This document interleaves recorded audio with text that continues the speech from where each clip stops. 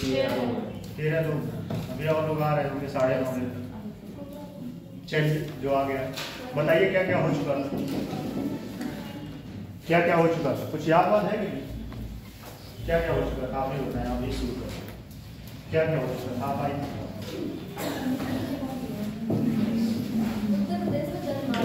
है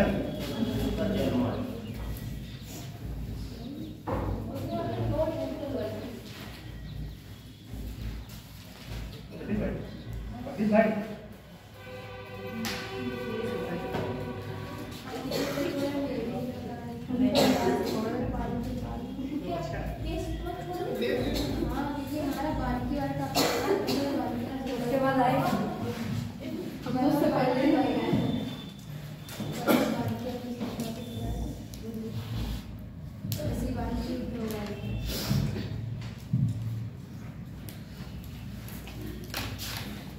क्या क्या हो चुका था लास्ट टाइम हम क्या पढ़ा के गए बताइए।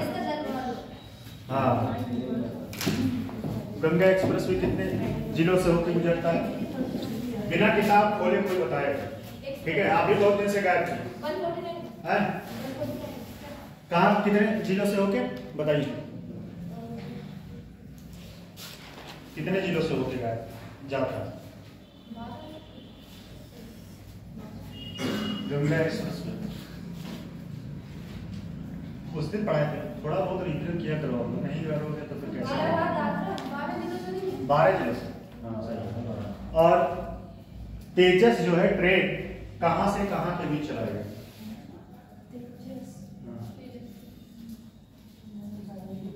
और तेजस ट्रेन जो है गवर्नमेंट सेक्टर चलाया था या प्राइवेट सेक्टर? प्राइवेट सही। टोटल 100 ट्रेनें चलाई है प्राइवेट। अब सारे लोग नोट से ही पलटेंगे हैं, इसके पहले घर पे एक आध बार जो है पलट लेना है।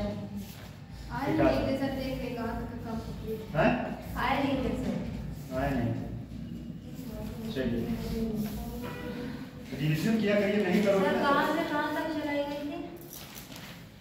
दिल्ली से लखनऊ। एक बात और जानो, अगर रिवीजन नहीं करोगे आप लोग तो समस्या बहुत हो जाएगी। रिवीजन करना बहुत जरूरी है, ठीक है?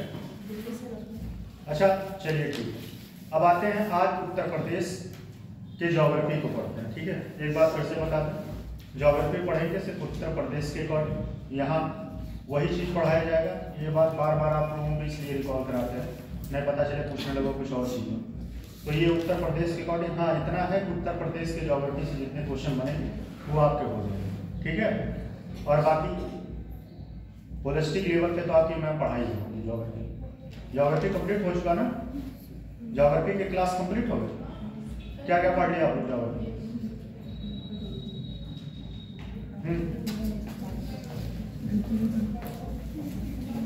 ज्योग्राफी में क्या क्या पढ़ लिया?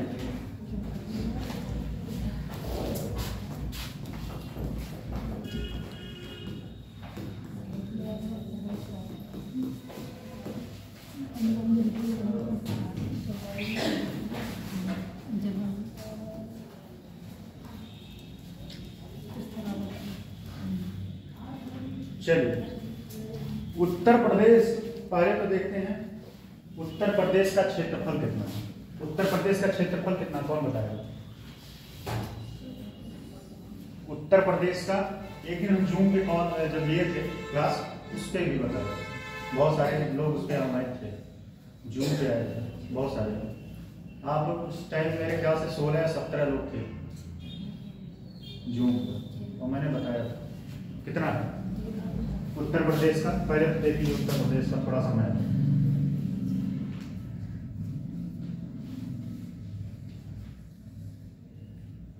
कितने लोगों को आता है उत्तर प्रदेश का?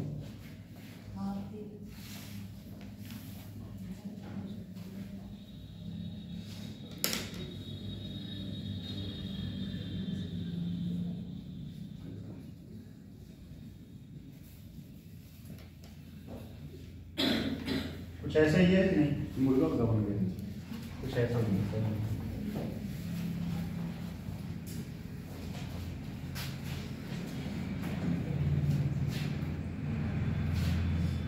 ठीक है, थोड़ा सा और उधर पीछे जाएगा, ऐसे ही है कुछ, ठीक है। अरे ऐसे ही हंसिए सर मुझे बनाना नहीं आता। ऐसे ही आप देख लो उठा के, ठीक है। ये वाला और ये वाला एरिया का नाम क्या है, कौन बताएगा? इस वाले एरिया का नाम क्या है और इस वाले एरिया का नाम कौन बता सकता है? कौन सा जिला है? सही है, सोनभद्र। क्या है? सोनभद्र। और ये कौन सा है? बताइए स्वाति, ये कौन सा जिला है? ये कौन सा जिला है? चलिए आप बताइए, आप बताइए कौन सा जिला है? आप बताइए कौन सा जिला है? इसको और सही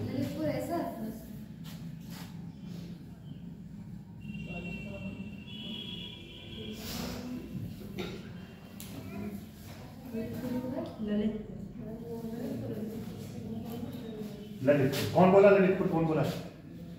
ललितपुर, सही है, ललितपुर, ठीक है। और ये वाला जिला कौन सा होगा? पहले तो इसका एरिया कितना है? 240 998, 240 998, 240 998, ठीक है।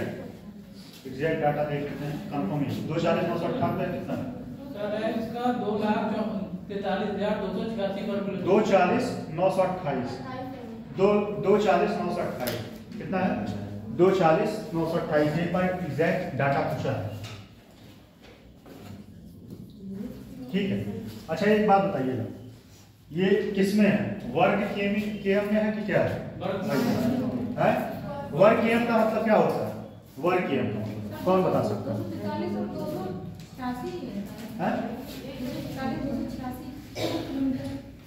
मैंने वही तो बोला था।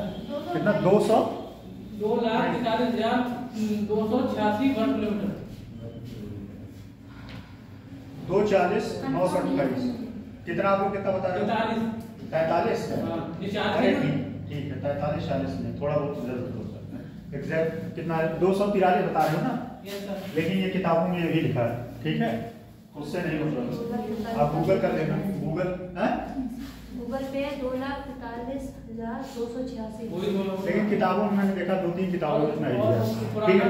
2,38,000। एक मिनट, अरे ठीक है, इतना लेके उसमें क्या है डिवाइड? 243 हो गया, ठीक।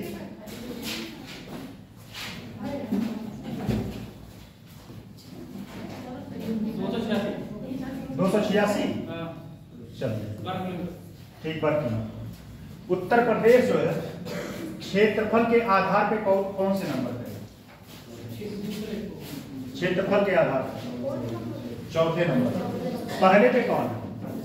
पहले पे राजस्थान, दूसरे पे मध्य प्रदेश एमपी है, ठीक है, दूसरे पे मध्य प्रदेश, तीसरे पे महाराष्ट्र, ठीक, और चौथे पे यूपी, ठीक है।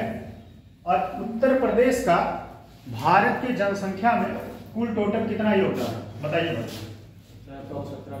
हाँ, अप्रॉक्स 17%, एकदम 16.50 था, 16.5, लेकिन अब इस समय 17% है। कितना? 17% अप्रॉक्स, ठीक, 17%। उत्तर प्रदेश टोटल एरिया 243,286 और क्षेत्रफल के अकॉर्डिंग जो है चौथे नंबर पे।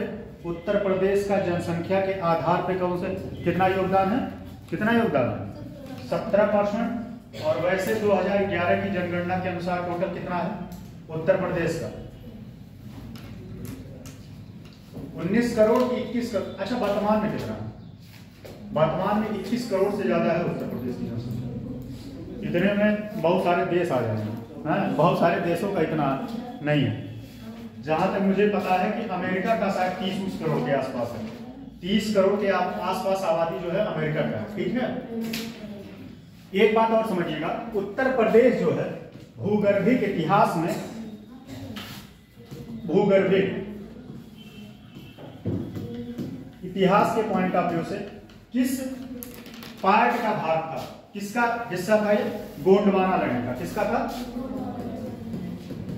गोंडवाना, गोंडवाना लैंड का उत्तर प्रदेश जो है, उत्तर प्रदेश गोंडवाना लैंड। अच्छा, एक बात और बताइएगा, कोयला के मामले में उत्तर प्रदेश के कौन सा एरिया में सबसे ज्यादा कोयला मिलता है? और अगर भारत की बात की जाए तो कौन से क्षेत्र में मिलता है? गोंडवाना लैंड। एक बार इसी में क्वेश्चन बना, गोंडवाना 2017-18 में क्वेश्चन आया था।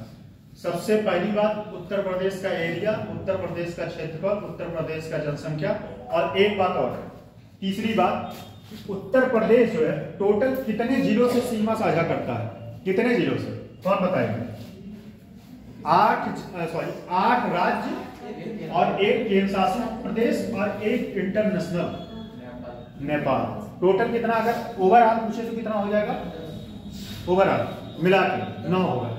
राज्यों का बात कर रहे हैं, ध्यान दीजिएगा। राज्यों में 9 जो है, 8 राज्य और 1 दिल्ली, एक वही मतलब यूपी, दिल्ली, और 1 नेपाल से आई, नेपाल से सीमा साझा करता है। ठीक है, 8 राज्यों में, ठीक, टोटल कितने राज्यों से कौन? उत्तर प्रदेश सीमा साझा करता है। सबसे ज्यादा किससे? कौन सा राज्य सबसे ज्यादा सीमा साझा करता है? मध्य प्रदेश। टोटल कितने? 11 जिलों से। कितने से? 11 जिलों से। ठीक है, और जैसा कि मैंने बताया, ललितपुर एक ऐसा जिला है कि जो पूर्णतः मध्य प्रदेश से 3 तरफ से घिरा है। और भारत में बताइए, भारत में कौन सा देश है, कौन सा राज्य है जो किसी देश से पूरा घिरा है? त्रिपुरा। किससे घिरा है? बांग्लादेश से।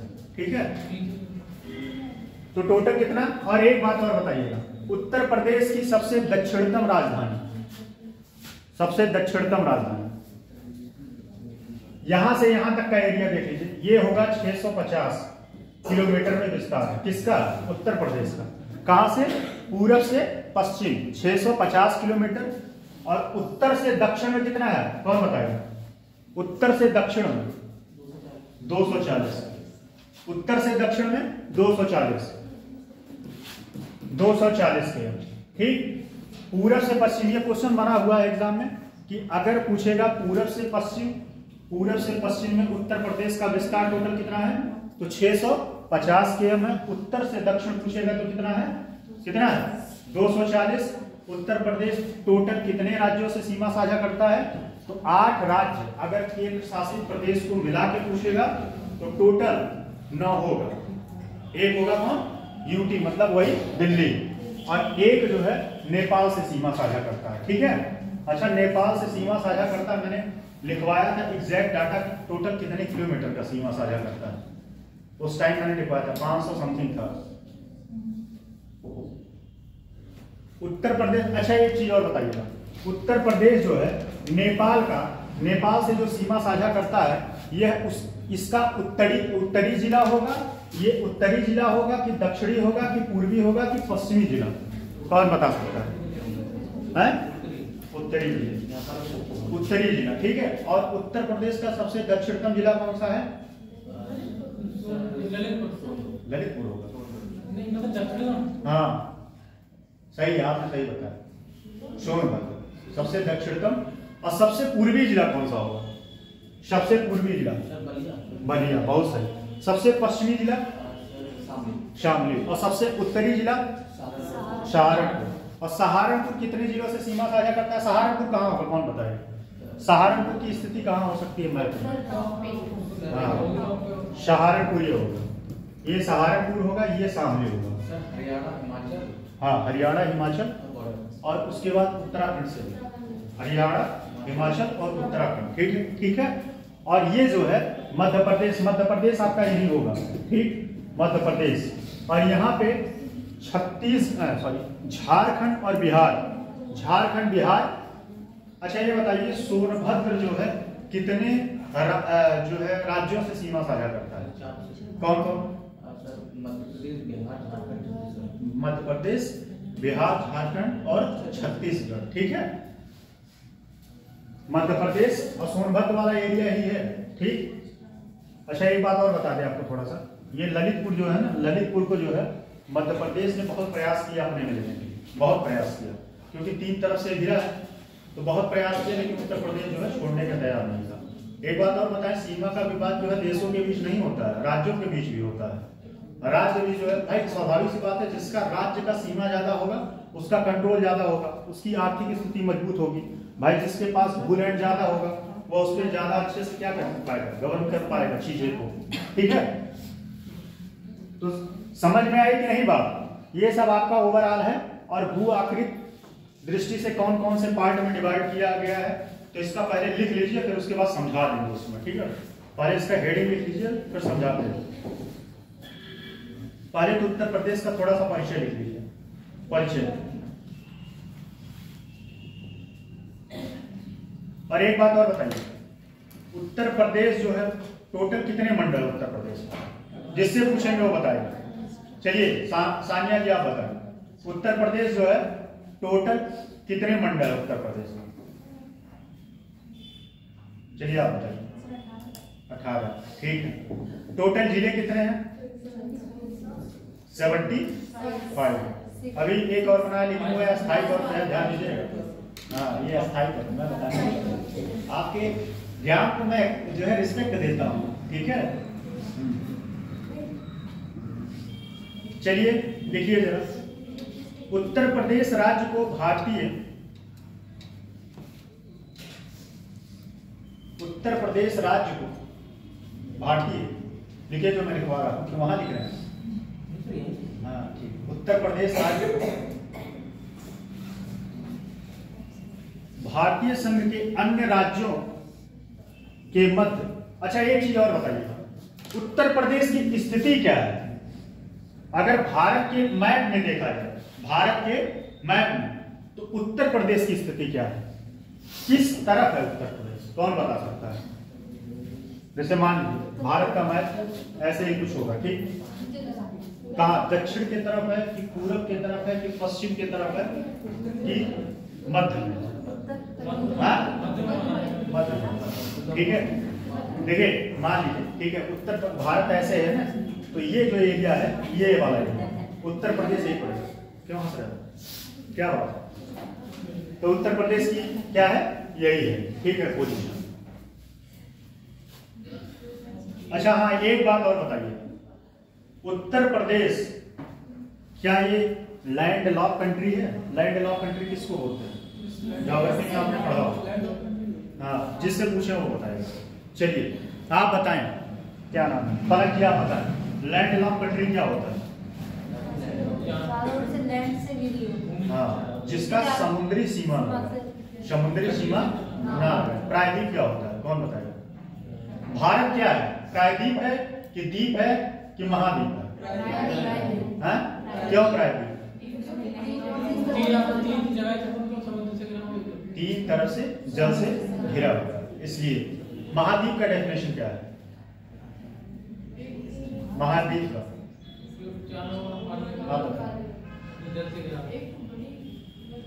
ये सब बेसिक चीज है, ये सब जानते हैं। कभी कभी क्या होता है, बेसिक चीज आपसे कोई पूछे, जैसे जल संधि होता है, स्थल संधि होता है। स्थल संधि क्या होता है? स्थल संधि क्या होता है? एक होता है जल संधि, एक होता है स्थल संधि। जल संधि क्या होता है? अगर आप संधि को ये ज्योग्राफी आपने पूरा पढ़ लिया सब, मतलब उल्टा कर देगा। मैम से शिकायत करूंगा, मैम से शिकायत करूंगा कि मैम देखो ये जल संधि स्थल संधि नहीं बता पा रहे। बताइए तेज प्रकाश जी आप बताइए। एक मिनट, जल संधि जो होती है कि जो दो महाद्वीपों को जल से विभाजित करते हैं, जल संधि रहते हैं। जैसे कि जिब्राल्टर संधि है। देखिए हाँ, सही आपने बताया, लेकिन थोड़ा सा उसमें मैं ऐड कर देता हूँ। जल संधि दो जलों को जोड़ता है, दो महासागरों को जोड़ता है और दो भूखंड को अलग करता है। ठीक है, ये जल संधि होता है। लेकिन स्थल संधि क्या होता है?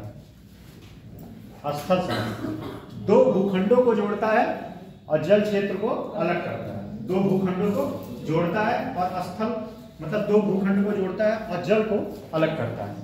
ये बेसिक चीज है। आप बताएं, आप लोग नहीं, मैं भी अपनी बात बता रहा हूँ। मुझे भी स्टार्टिंग में जब मैं बीएससी में था, जब मैं बीएससी कर रहा था, मुझे हिस्ट्री ज्योग्राफी कुछ नहीं पता था, राष्ट्रपति नहीं पता था कि राष्ट्रपति क्या होता है।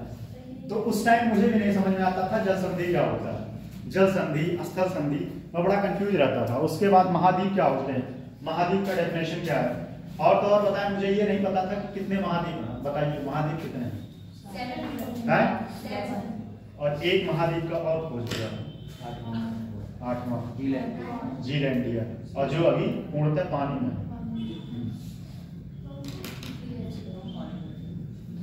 चलिए, तो जल संधि, स्थल संधि बात समझ में आया कि नहीं? कोई पूछेगा बता लो कि नहीं तो सब ऊट पटांग करते हो, फिर उसके बाद टीचर का नाम गंदा हो जाए कि बताओ टीचर ने क्या पढ़ाया। तो ये नहीं, हमें आप लोगों के ऊपर बड़ा विश्वास रहता है, बहुत काबिलियत है आप लोगों के अंदर, ये ऐसा कर सकते हो आप लोग। हाँ, चलिए, उत्तर प्रदेश राज्यों को भारतीय संघ के अन्य राज्यों के मध्य कुछ विशिष्ट विशेषताओं के साथ विशेषाधिकार प्राप्त है। कुछ विशिष्ट विशेषताओं के साथ विशेषाधिकार प्राप्त है। विशेषाधिकार प्राप्त है। क्या पूछे? विशेषता कि विशेष? एक बार सुन लीजिए, मैं बता रहा हूँ, फिर से मैं बता भी दे रहा हूँ आपने क्या पूछा। उत्तर प्रदेश राज्य को भारतीय संघ के अन्य राज्यों के मध्य कुछ विशिष्ट, अब विशिष्ट की बात की हो ना, विशिष्ट क्या है? विशेषाधिकार क्या होता है? विशेषाधिकार, जैसे उत्तर प्रदेश जो है कुछ मामलों में, पहली बात इसकी आजादी ज्यादा है, ठीक है, आजादी, और कुछ विशेषाधिकार का मतलब यह है कि आपको फ्रीडम ज्यादा है किसी चीज को डिसीजन लेने के लिए, ठीक है। जैसे एग्जांपल मैं बता रहा हूँ, दिल्ली को जो है ज्यादा आजादी नहीं है डिसीजन लेने के लिए, लेकिन वहीं उत्तर प्रदेश और जितने राज्य हैं उनको आजादी ज्यादा है। दिल्ली को क्यों नहीं आजादी ज्यादा है? कौन बता सकता है? क्योंकि वह केंद्र सरकार के अंतर्गत आता है और केंद्र शासित प्रदेश है, वहां पे गवर्न जो है एलजी करता है। एलजी कौन होता है? एलजी को क्या बोलते हैं? Lieutenant governor. अच्छा, दिल्ली में मैंने बताया था, दिल्ली में राज्यपाल क्यों नहीं होता है? उसका डायरेक्ट कंट्रोल राष्ट्रपति, जहां राष्ट्रपति का होगा, ठीक है, वहां राज्यपाल नहीं होगा। तो विशेषाधिकार से मतलब यही है कि उत्तर प्रदेश अपना डिसीजन, अपनी सारी पॉलिसी लेने में फिर स्वतंत्र है, सिवाय एक चीज को, अगर अन्य देशों से ऋण लेना हो, ठीक है, तब उसको केंद्र सरकार का सहयोग लेना पड़ेगा। लेकिन वहीं दिल्ली हुआ और कौन कौन से केंद्र शासित प्रदेश हैं, जो भी चंडीगढ़ हुआ, ये सब जो है अपने डिसीजन स्वयं नहीं ले सकते, बिना केंद्र से। कुछ मामलों में ले सकते हैं, जैसे प्रशासनिक व्यवस्था, पुलिस सुरक्षा है। दिल्ली इसी पे बहुत ज्यादा जो है कहता है कि मुझे पूर्णतः राज्य का दर्जा दीजिए, क्योंकि उसके पास पुलिस जो है, पुलिस पर कंट्रोल नहीं है, और जिस दिन पुलिस पर कंट्रोल हो गया उस दिन जो है, अब क्या बताएं, छोड़िए, मोदी जी को जो है कहीं सभा नहीं करने देगा। और दिल्ली में चुनाव होने वाले हैं, ठीक है। विशिष्ट विशेषताओं के साथ, बात समझ में आई कि नहीं आपको? विशिष्ट विशेषताओं के साथ विशेषाधिकार प्राप्त है। भौगोलिक रूप से यह सुदृढ़ स्थिति में, भौगोलिक रूप से सुदृढ़ स्थिति मतलब यहां आपदा कम आते हैं, ठीक है।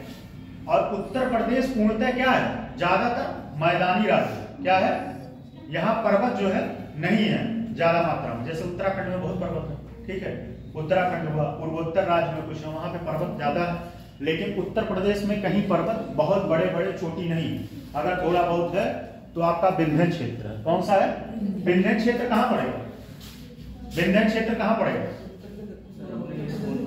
हाँ, सोनभद्र, मिर्जापुर, ये सब विंध्य क्षेत्र है। लेकिन यहाँ बहुत ऊंची चोटियां नहीं है, मतलब कहा जाए तो 1000 से कम ही चोटियां हैं मीटर में, ठीक। भौगोलिक रूप से सुदृढ़ स्थिति में है, भौतिक रूप से काफी मजबूत और ऐतिहासिक रूप में, भौतिक रूप से काफी मजबूत और काफी मजबूत, ऐतिहासिक रूप से गौरवशाली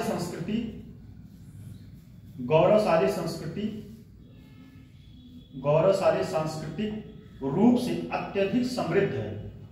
इस लाइन को मैं समझा रहा हूं, ऐतिहासिक रूप से गौरवशाली सांस्कृतिक रूप से अत्यधिक समृद्ध, सामाजिक रूप से महत्वपूर्ण और राजनीतिक रूप से सांस्कृतिक रूप से अत्यधिक समृद्ध, सामाजिक रूप से महत्वपूर्ण और राजनीतिक रूप से अत्यंत प्रभावशाली है। पूर्ण व्याप, इस पे एक मिनट समझिएगा। सांस्कृतिक रूप से उत्तर प्रदेश और भौतिक रूप से उत्तर प्रदेश कैसे बहुत समृद्ध है? उत्तर प्रदेश बहुत समृद्ध भौतिक रूप से तो नहीं कह सकते, हाँ, लेकिन यहाँ पे जो है खनिज पदार्थ मिलते हैं, ठीक है, खनिज पदार्थ मिलते हैं थोड़े मात्रा में, हर चीज मिलते हैं, जैसे कि लोहा तो मिलता ही है थोड़ा बहुत, ठीक है, यूरेनियम मिलता है, और उसके बाद जो है कोयला तो मिलता ही, कोयला जो क्या नाम है सोनभद्र वाला एरिया, वहां पे कोयले की भी मात्रा मिलती है, और वो क्या नाम है। अब सांस्कृतिक रूप से कैसे समझेंगे, इसका जीता जागता एग्जांपल आपके प्रयागराज में, ठीक है, प्रयागराज में कुंभ लगा, ये सांस्कृतिक रूप से ये दिखाता है अन्य देश, कितने सारे देशों के डेलीगेसी मतलब जानते हो क्या होता है? डेलीगेसी मतलब क्या होता है, कौन बताएगा?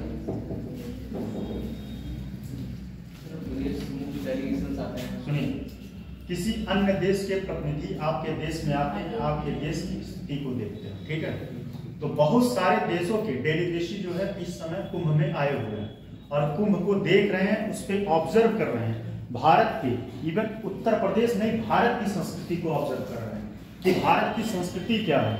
और आपको बताएं कुंभ को मतलब हर देशों में जो है कुंभ की समृद्धि को गाया जा रहा है, सारे न्यूज चैनल जितने हैं सब कुंभ की प्रशंसा कर रहे हैं, और मौका मिले तो आप लोग भी जाके नहा लीजिए, ठीक है, इस जन्म में, दोबारा इस जन्म में मौका नहीं मिलेगा, ये मैं स्टाम्प पेपर पे लिख के दे सकता हूँ, इस जन्म में तो नहीं मिलेगा, अगले जन्म में पता नहीं। आप जाओगे ना, बताइए भरत जी, आप जाएंगे ना? जाइएगा। अगला पॉइंट लिखिएगा, प्रशासन सांस्कृतिक रूप से समझ में आया कि नहीं है? और एक बात और, यहाँ पे कई सारे ऐसे फेस्टिवल हैं कि जो यहाँ पे अपने आप में अद्भुत, जैसे कि दुर्गा पूजा, ठीक है, होली, वर्षाना की होली मैंने बताया था, ठीक है, नौचंडी मेला, ये सब सारे अपने आप में अद्भुत, ये सब सारी चीजें। अगला पॉइंट लिखिएगा, प्रशासनिक रूप से समझ में आ रहा है ना, प्रशासनिक रूप से पूरे राज्य को 18 मंडलों और 75 जिलों में प्रशासनिक रूप से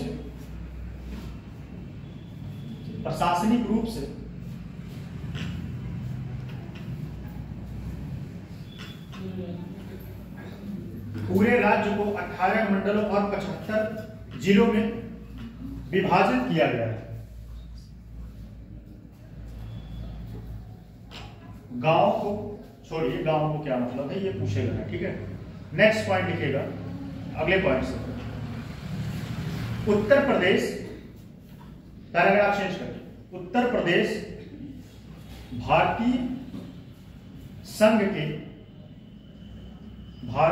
के सीमावर्ती राज्यों में से, उत्तर प्रदेश भारतीय संघ के सीमावर्ती राज्यों में से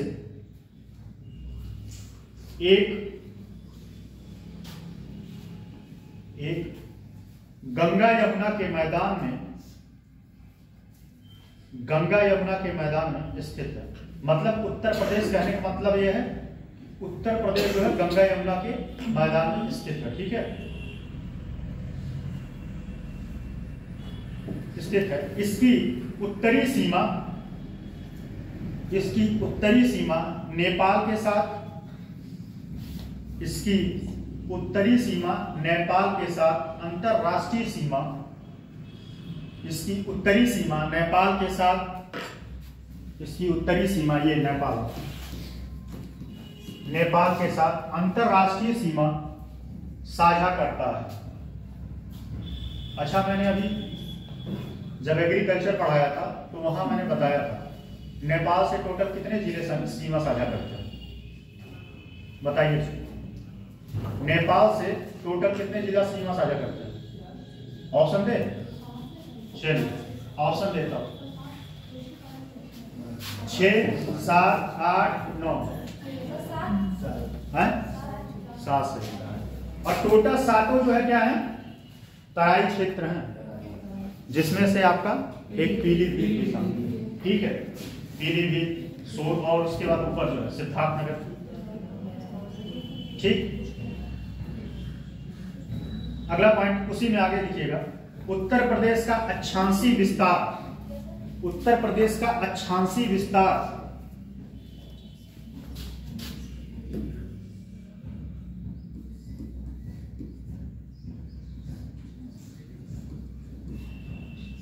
लिख लीजिएगा, नहीं तो फिर गलत ही लिख लोगे आप।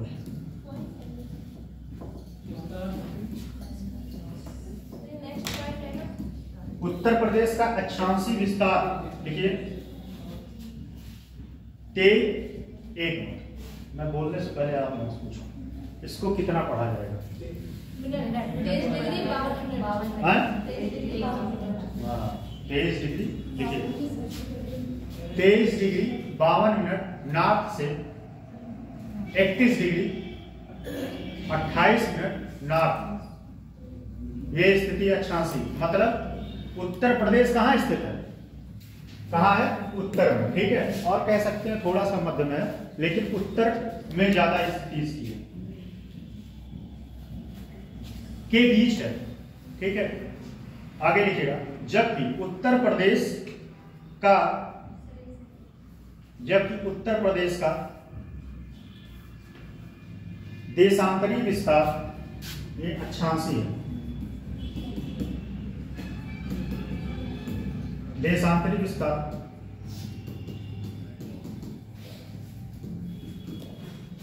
विस्तार कौन बता सकता है? भाई बताए, कोई बता सकता है?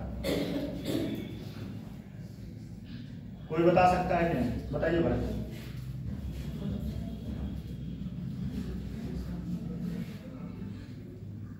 बताइए, आप बताइए। गूगल बाबा आपके कहाँ है? गूगल बाबा इस समय आंसर नहीं है। लिखिए 77 मिनट लिखिएगा। 77 मिनट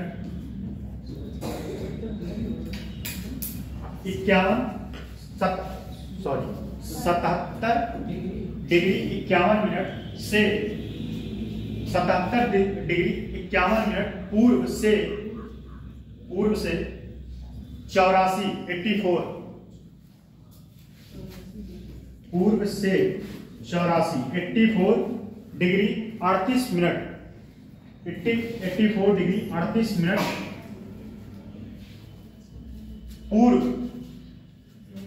पूर्व के बीच 84 डिग्री 38 मिनट पूर्व के बीच स्थित है। इस बात को समझिए। ठीक है, ये इसकी अक्षांशी विस्तार है। ग्लोब देखे नहीं, मैप दिखाई नहीं किसी दिन। ग्लोब दिखाई, ग्लोब पे बताइए हम अक्षांश रेखाएं कौन सी है, देशांतर रेखाएं कौन सी है, इसमें कौन बताएगा?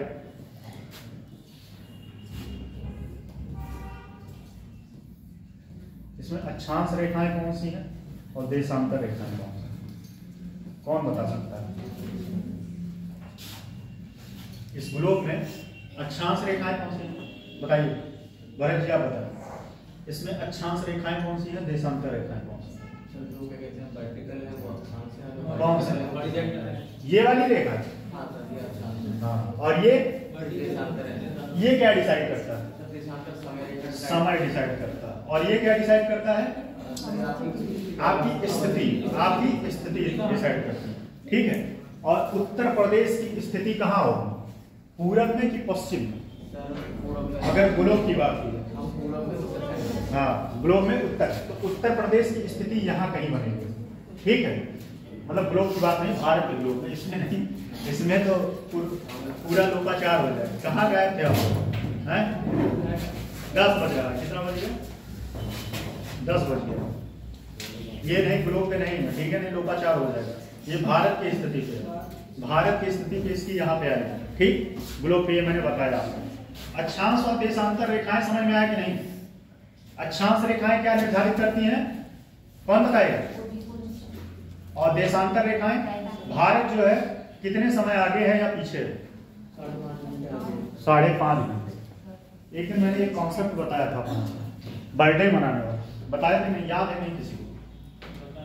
उस दिन हंसे तो खूब, हंसने के बाद एक बोल दिया, अगर आपकी गर्लफ्रेंड है या आपकी बीवी है और वो कह रही है मुझे साल में 2 बार बर्थडे मनाना है, साल में 2 बार, तो आप क्या करिए, एक बार जाइए उसका बर्थडे यहाँ सेलिब्रेट करिए, फिर यहाँ आ जाइए, ठीक है?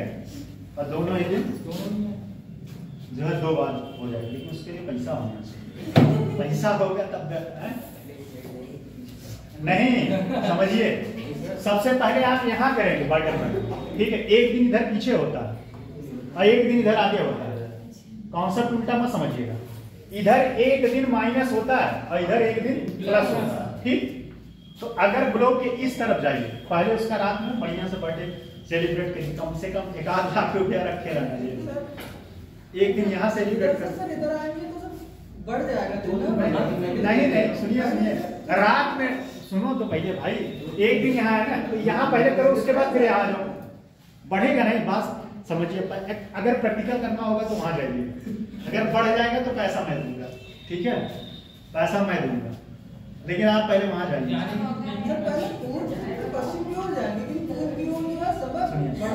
सुनिए, एक बात सुनिए, आप ऐसे समझिए,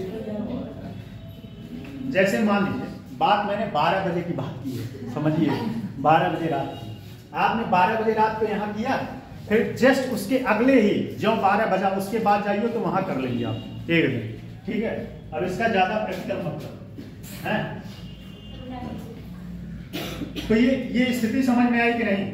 इसका अक्षांश और देशांतर विस्तार है, कोई कंफ्यूजन है? लिखिए, आगे लिखिएगा। उत्तर प्रदेश की पूर्व से पश्चिम, जो कि मैंने पहले ही बता चुका, उत्तर प्रदेश की पूर्व से पश्चिम विस्तार कितना किलोमीटर है? 650। पूर्व से पश्चिम उत्तर प्रदेश का विस्तार 650 किमी और चौड़ाई, मतलब दक्षिण से उत्तर से दक्षिण, और चौड़ाई उत्तर से दक्षिण 240 किमी है। उत्तर प्रदेश का कुल क्षेत्रफल जैसा कि ऊपर लिखा है,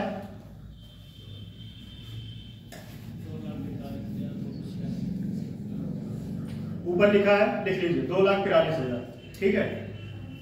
उत्तर प्रदेश का कुल क्षेत्रफल इतना वर्ग किलोमीटर है, जबकि एरिया के हिसाब से या एरिया के आधार पर उत्तर प्रदेश चौथे स्थान पे, उत्तर प्रदेश चौथे स्थान पे, वहीं चौथे स्थान पे, वहीं जनसंख्या में चौथे स्थान पे, पहले उत्तर प्रदेश, वहीं जनसंख्या में पहले, एवं भारत की जनसंख्या में उसका योगदान, एवं भारत के जनसंख्या में उसका योगदान 17 अप्रॉक्स, ऐसे लिखिएगा, ठीक है? लगभग कैसे सिंबल बनता है, कौन बताएगा? ऐसे बनता है लगभग का सिंबल, ऐसे, ठीक? बराबर नहीं, बराबर से थोड़ा सा टेढ़ा करें, अप्रॉक्स 17%, 17%, अप्रॉक्स 17%, ठीक? 17% है, ठीक?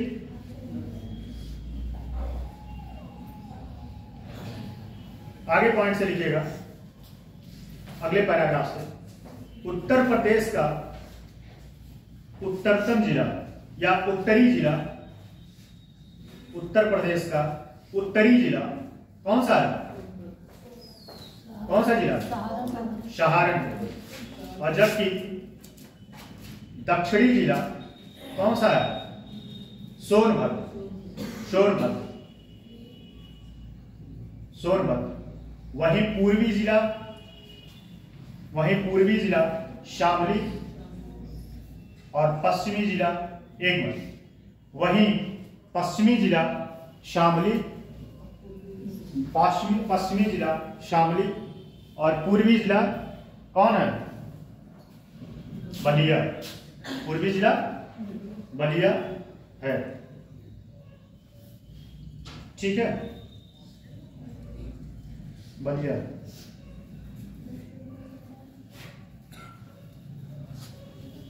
अच्छा एक चीज और नोट में लिख लीजिए, लिखा दे कि छोड़ दें बताइएगा। नोट में ये लिखवाना था कि उत्तर प्रदेश कितने कितने, ये देखो प्रीलिम्स के लिए, मेंस में ऐसा आप नोट नहीं लिखना, तो यूपी स्पेशल है, अब ये प्रीलिम्स के लिए भी इंपॉर्टेंट है, ठीक है। तो नोट में कहीं साइड में लिखिएगा उत्तर प्रदेश किन किन राज्यों से सीमा साझा करता है, ठीक है। तो ये नोट में लिखिएगा, वो जो ऊपर है वो भूमिका और परिचय है, ठीक ना, नोट में वहीं बीच में साइड में लिखिएगा, नोट लिखिएगा उत्तर प्रदेश विभिन्न राज्यों से सीमा साझा करता है। उत्तर प्रदेश विभिन्न राज्यों से सीमा साझा करता है। नीचे लिखिएगा, नीचे लिखिए, नीचे लिखिए।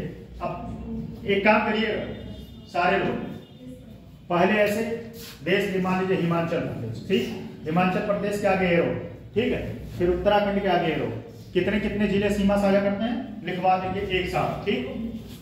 तो यहां से आपको थोड़ा कंफ्यूजन नहीं होगा। अच्छा एक बात और है, कभी कभी पूछ लेता है कि जैसे मान लीजिए सहारनपुर पूछ लिया, ये कितने राज्यों से सीमा साझा करता है, जैसे बार बार पूछता है किसका, सोनभद्र का।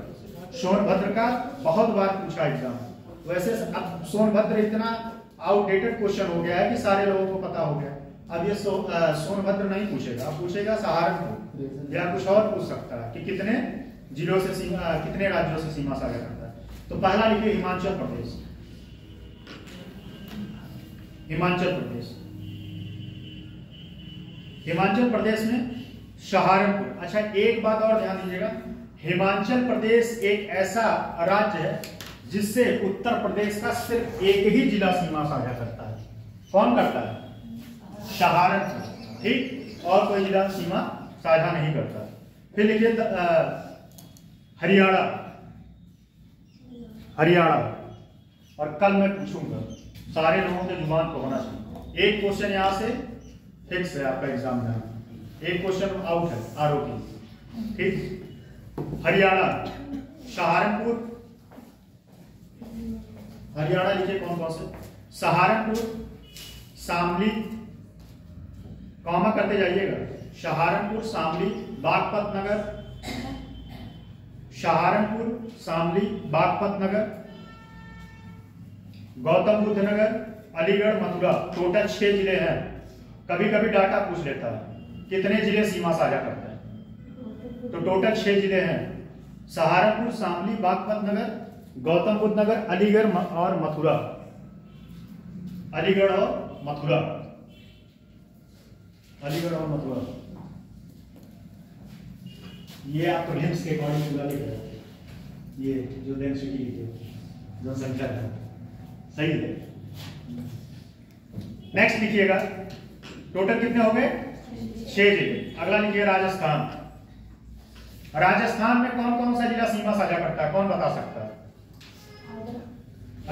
और राजस्थान से आपने सही बताया, एक जिला और है, 2 ही जिले सीमा साझा करते हैं राजस्थान। एक कौन सा बताइए? स्वामी आप बताइए, आप बताइए, आप बताइए। हाँ सही, आगरा और मथुरा। दूसरा लिखिए, 2 ही जिले हैं, मध्य प्रदेश, ये सबका जो है बाबा है। हाँ, बाबा मतलब बाबा, उसके बाद पापा, फिर उसके बाद बेटा है, और उसके बाद ले लो नाती। नाती कौन हो गया? नाती मतलब जानते हो क्या होता है? नाती हो गया सहारनपुर, 1 जिला। पप्पा कौन हो गया?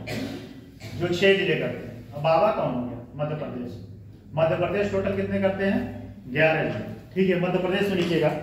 मध्य प्रदेश में थोड़ा अनुमान बताओ कौन कौन से जिले सीमा साझा कर सकते हैं, जैसे आप लोगों को थोड़ा याद हो जाएगा, बाकी तो मैं बताऊंगा, थोड़ा आप लोग रिकॉल कराइए, बताइए। हाँ सही, सोनभद्र, श्रावस्ती कहाँ चला जाएगा? श्रावस्ती कहाँ है? सोनभद्र कहाँ है? हाँ ललितपुर, झांसी, और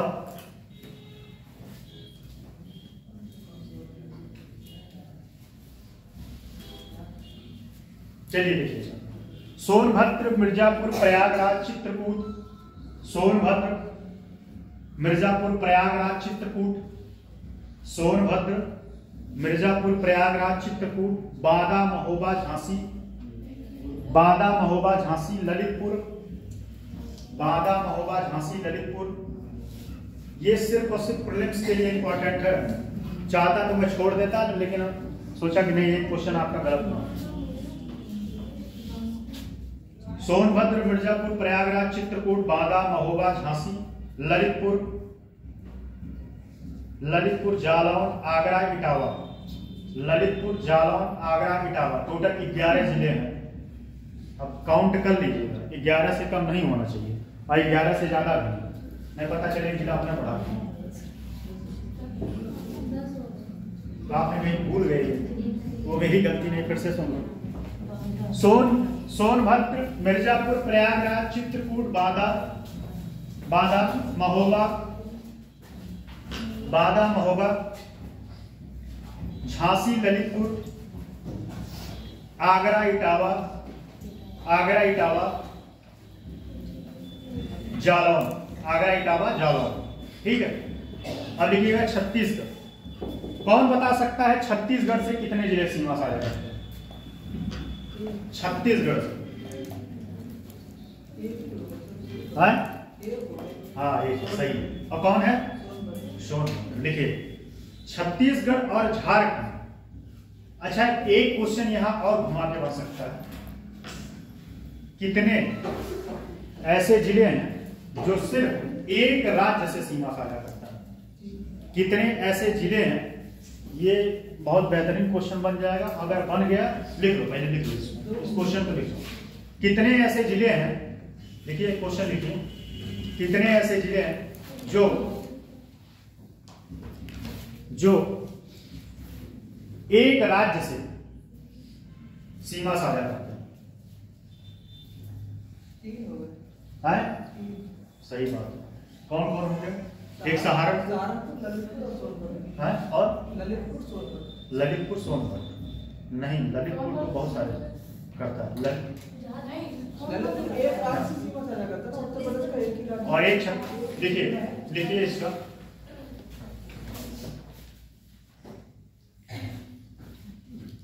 पहला हो गया छत्तीसगढ़ से सोनभद्र और झारखंड सोनभद्र। कहने मतलब क्वेश्चन ये था, अगर ये क्वेश्चन आए तो सोनभद्र एक ऐसा जिला है जो सिर्फ जो है एक राज्यों से सीमा साझा करता है। सोनभद्र मतलब ऐसे तो 3-4 जिलों से कर रहा है, ठीक, 4 राज्यों से। लेकिन ऐसे देखा जाए तो एक छत्तीसगढ़ हो गया और एक कौन सा हो गया? झारखंड हो गया, और सहारनपुर सिर्फ हिमाचल प्रदेश। ठीक है, तो छत्तीसगढ़ कौन सा हो गया? सोनभद्र, और उसके बाद झारखंड, सोनभद्र। ठीक है। अगला लिखिएगा बिहार, जो हम लोगों का पड़ोसी है। और बिहार ही एक ऐसा है कि जहां हम लोग लगता है कि नहीं हम अपने जगह आ गए। उत्तर प्रदेश, बिहार गया ही नहीं आप लोग? बिहार के लोग बड़े अच्छे होते हैं, सही बता रहा, मैं तो बहुत बार गया हूँ। बिहार जाके एक बार लिट्टी चोखा जरूर खाना, खाए नहीं? लिट्टी चोखा जरूर खाना जब कभी मौका मिले। आप तो गए थे, हैं भाई? खाया तक नहीं आप लिट्टी चोखा? नहीं खाएंगे। वहाँ सबसे बड़ी समस्या ये है हमारे जैसे लोगों की, हम तो भटकते रहते हैं। वहाँ जो है एक ही होटल में नॉनवेज वेज दोनों मिलता है। अब समस्या ये है कि खाने की है भाई, उसी कलछुल से पता चले मुर्गा केस भी निकाल रहा है, उसी से दाल भी निकाल रहा है, तो हमें तो बड़ी समस्या हो जाती है वहाँ। वही मेरे लिए बड़ी समस्या हो जाती है। मैं पिछली बार गया था मुजफ्फरपुर, 2 किलोमीटर खोजता रह गया होगा, तब जाके एक मिला सिर्फ शुद्ध शाकाहारी। और उसके यहाँ मिला क्या था? सिर्फ चावल था। चावल तो भाई इतना चावल और सब्जी। ठीक, तो बिहार लिखिए। बिहार टोटल जो है 7 जिलों से सीमा साझा। बिहार जो है 7 जिले सीमा साझा करते हैं। कौन कौन से जिले हो सकते हैं? कौन बता सकता है? 7 जिले, 7 नहीं, 2 ही, 3-4 बता दो। अच्छा ये बताओ, बिहार जो है सीमा साझा, इसमें मैंने बताया है, ठीक है। बिहार की स्थिति क्या होगी? इधर की स्थिति क्या होगी? सारे जगह का यहाँ का तो मैंने एमपी लिख दिया, ये यहाँ पे छत्तीसगढ़ और एक हो जाएगा झारखंड। छत्तीसगढ़ झारखंड यहाँ पे हो गया, ठीक। और यहाँ पे क्या होगा, यहाँ बिहार, ठीक है, बिहार, ठीक है। और राजस्थान की स्थिति कहाँ होगी, राजस्थान की स्थिति यहाँ होगी, ठीक है। राजस्थान की यही मतलब राजस्थान की, पश्चिम और हिमाचल प्रदेश यहाँ होगी, ठीक। हरियाणा यहाँ होगी, ठीक है। हरियाणा यही, दिल्ली का भी होगा, क्या होगा, दिल्ली का भी होगा, ठीक। तो लिखिए जरा, बिहार, महाराष्ट्र, आवाज ज्यादा तेज तो नहीं, तो ज्यादा ही तेज जा रही है, ठीक है। महाराष्ट्र, कुशीनगर, देवरिया, कॉमा करते जाइए, महाराष्ट्र, कुशीनगर, देवरिया, बलिया, गाजीपुर, चंद्रौली और सोनभद्र। हम लोगों के लैंग्वेज पे इसीलिए थोड़ा प्रभाव बिहारी का रहता है, क्योंकि हमारा जिला जो है बिहार से कटा हुआ है। फिर से सुन लीजिए, महाराजगंज, कुशीनगर, टोटल 7 जिले होने चाहिए। महाराजगंज, कुशीनगर, देवरिया, बलिया, गाजीपुर, चंद्रौली और सोनभद्र। ठीक है। अगला लिखिएगा उत्तराखंड। और उत्तराखंड क्या था, उत्तराखंड हमारा भाई था, ठीक। और बाद में वो कुंभ मेले में बिछड़ गया, तब से बेचारा मिला नहीं। अब मिलेगा नहीं, मिलने कोई चांस है नहीं मिलेगा, अब वो बिछड़ा ही रहेगा। उत्तराखंड लिखिए कौन कौन सा। उत्तराखंड में टोटल 7 जिले सीमा साझा करते हैं, 7। देखिए, सहारनपुर, मुजफ्फरनगर, बिजनौर, सहारनपुर, मुजफ्फरनगर, बिजनौर, ठीक है, कॉमा, मुरादाबाद, रामपुर, बरेली और एक आपका जिला, सहारनपुर, मुजफ्फरनगर, बिजनौर, मुरादाबाद, रामपुर, बरेली और एक आपका जिला। आपका जिला कौन सा, लखीमपुर खीरी की पीलीभीत। नेक्स्ट लिखिएगा, दिल्ली केंद्र शासित प्रदेश। अब ये नहीं बताएंगे, कौन बताएगा दिल्ली केंद्र शासित प्रदेश से कौन कौन से राज्य सीमा साझा करते हैं, बताइए। अरे भाई सॉरी, जिले, मुंह से बार बार राज्य निकल जाता है, भावनाओं को समझो। हाँ बस वही, लिखो, गाजियाबाद और गौतम बुद्ध नगर। और अगला है नेपाल से टोटल 7 जिले सीमा साझा करते हैं, जैसा कि मैंने पहले बताया। नेपाल से 7 जिले सीमा साझा करते हैं, कौन कौन से, कौन बता सकता है, 3-4 जिले बता दीजिए। एक तो आपका अपना हो गया, और कौन सा, हाँ लखीमपुर, और कौन सा, चित्रकूट कहाँ पहुंच गया भाई, चित्रकूट कहाँ है ऐसे ऐसे उल्टा मत किया करो। चलो लिखो, पीलीभीत, लखीमपुर खीरी। और एक यहाँ पे क्वेश्चन और बनता है कि क्षेत्रफल के दृष्टि से उत्तर प्रदेश का सबसे बड़ा राज्य कौन सा, लखीमपुर खीरी, ठीक। और छोटा, ठीक है, छोटा आप कौन, पीलीभीत बोला, पीलीभीत कौन बोला, यही मुर्गी बनवा देती है। हाँ पीलीभीत, इनको देखो पीलीभीत पता चल रहा है। नेक्स्ट, पीलीभीत, लखीमपुर खीरी, बहराइच, श्रावस्ती, बलरामपुर, सिद्धार्थनगर, बहराइच, श्रावस्ती, बलरामपुर, सिद्धार्थनगर और महाराजगंज, ये टोटल 7 जिले, ठीक।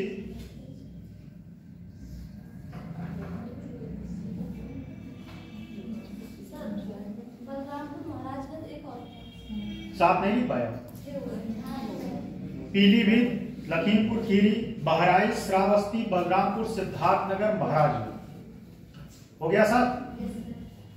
अब बताइए जो मैं पूछ रहा हूं, बताइएगा। बिहार से कितने जिले सीमा साझा करते हैं? छत्तीसगढ़, आप बताइए। झारखंड से एक, ठीक। और मध्य प्रदेश 11, हरियाणा दो, कौन बोला? दो कौन बोला है? कौन बोला है? इधर देखो, इधर 2 जिले, 6 जिले मैंने बताए हैं। हाँ। ठीक। अब चलिए, ये तो आपका बेसिक चीज हो गया, ये आपके प्रीलिम्स के अकॉर्डिंग काफी इंपॉर्टेंट है। ठीक, सीमा साझा पूछ लेता है। अब अगला है उत्तर प्रदेश में भौगोलिक, एक मिनट, उत्तर प्रदेश की भूगर्भिक संरचना, इसके बारे में समझ लेते हैं, उसके बाद लिखेंगे। ठीक, उत्तर प्रदेश की भूगर्भिक, प्रदेश की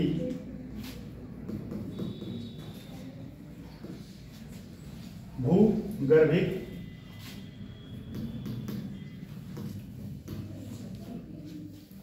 संरचना।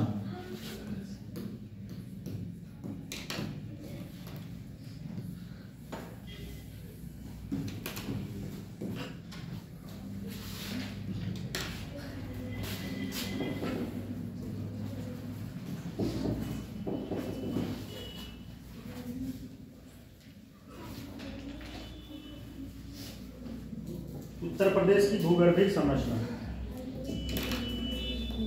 पहला इसमें है विंध्यन शैल समूह।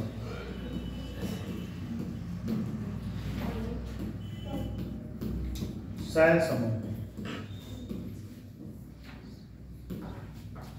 दूसरा इसका है टर्शियरी।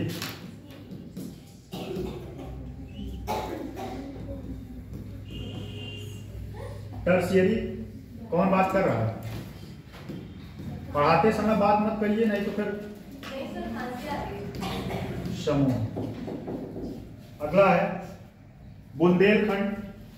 बुंदेलखंड,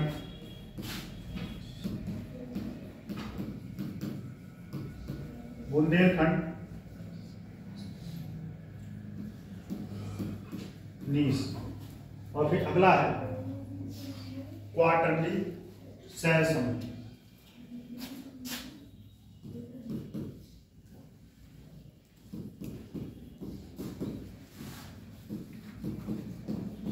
शैल समूह,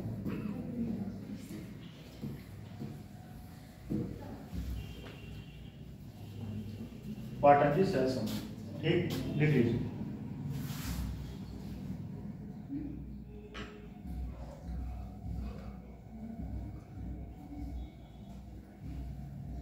हो गया? देखिए, चलिए, ये जो विंध्यन क्षेत्र है, यह कब, विंध्यन क्षेत्र की स्थिति क्या है? पहली बात बताइए, विंध्यन जो है इसकी स्थिति कहाँ हो? पूरब, पश्चिम, उत्तर, दक्षिण या मध्य?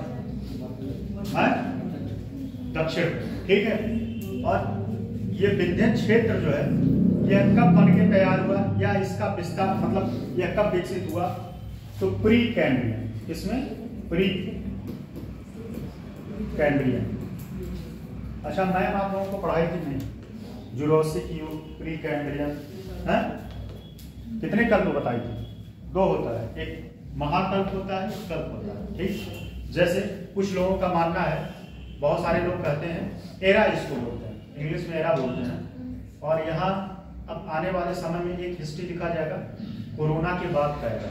ठीक है, कोरोना के बाद बहुत सारे लोगों ने ऐसा दिया, क्योंकि कोरोना के बाद भारत की स्थिति पूरा पूर्णतः काफी मात्रा में चेंज हो गई। चेंज हो गई कि नहीं? क्या चेंज हो गया? डिजिटल क्रांति आ गई। डिजिटल क्रांति मतलब ये जैसे कैमरा से पढ़ रहे थे, यूट्यूब, इसके पहले यूट्यूब था होता नहीं था, तो ये भी एक एरा लिखा जाए। बहुत सारे लोगों ने इसका नाम दिया, द हिंदू में आर्टिकल आ चुका है, कोरोना के बाद का एरा। ठीक है, तो विंध्यन शैल जो समूह है यह प्री कैम्ब्रियन युग में बन के तैयार हुआ। किसमें? Pre Cambrian. अच्छा, विंध्यन क्षेत्र में आपको बताएं क्या क्या मिलता है, क्या क्या मिलता है? यहाँ पे कोयला मिलता है?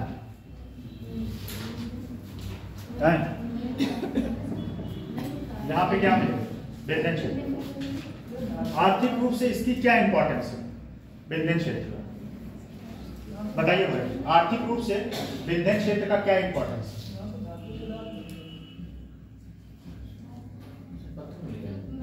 यहाँ जो है पत्थर मिलेंगे और है? आप जाइए, अभी कभी जाइए मिर्जापुर साइड में, वहाँ जिन लोगों के जितने भी छत बने हैं वो पत्थरों से बने हुए हैं। ज़्यादातर पुराने घर जितने हैं वहाँ पत्थर बहुत मजबूत होते हैं, वो पत्थर काफ़ी मजबूत होते हैं, उनको बलुआ पत्थर कहते हैं, मजबूत खूब होते हैं, ठीक है। और वहाँ पे मिर्जापुर साइड में मोरंग काफ़ी मात्रा में मिलता है, बालू वहाँ कम होता है, बालू वहाँ कम होता है।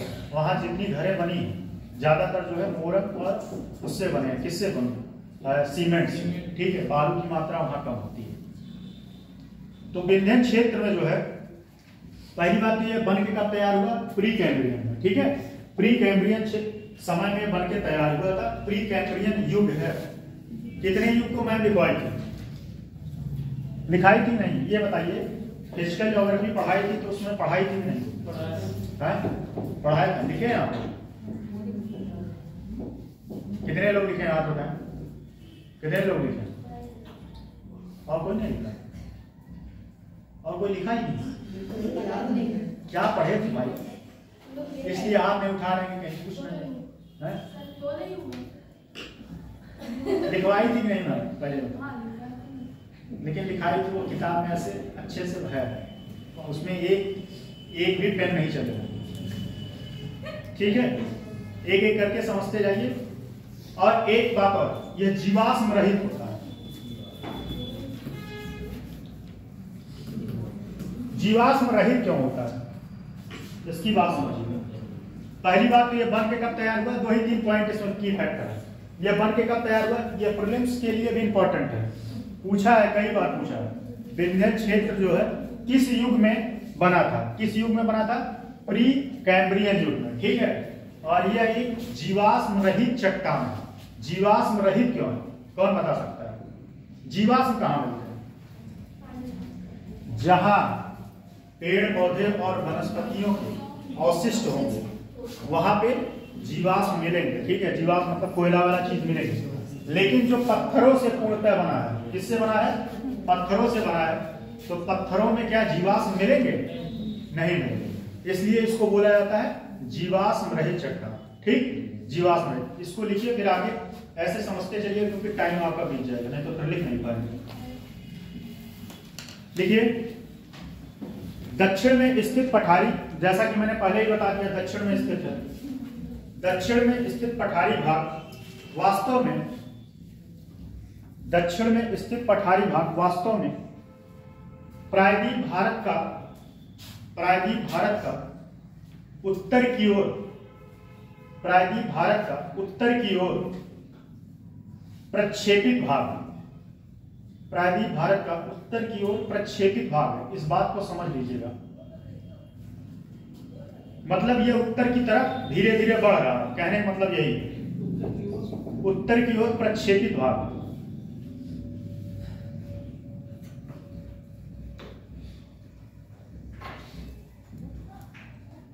भाग जिसका निर्माण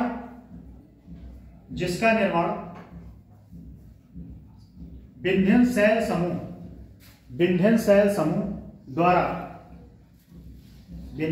समूह द्वारा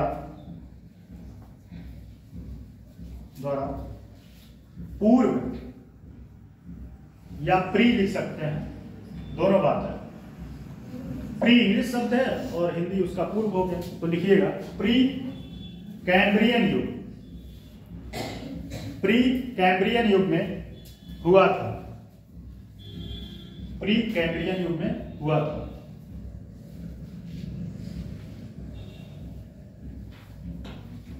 समुद्र तल से धरातल पर, समुद्र तल से धरातल पर, समुद्र तल से धरातल पर भूगर्भिक शक्तियों द्वारा किए गए भूगर्भिक शक्तियों द्वारा किए गए निक्षेपित पदार्थ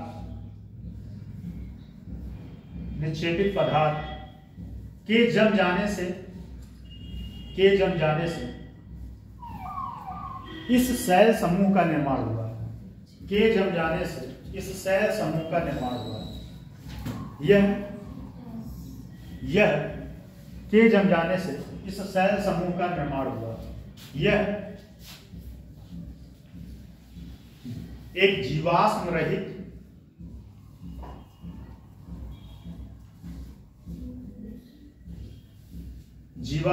चट्टान है।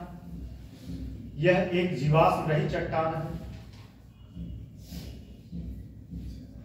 जिसमें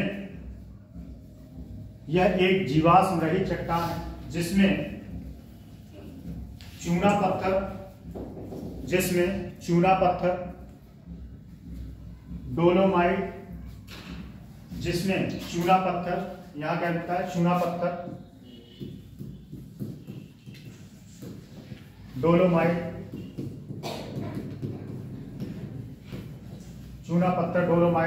बलुआ पत्थर, चूना पत्थर, डोलोमाइट, बलुआ पत्थर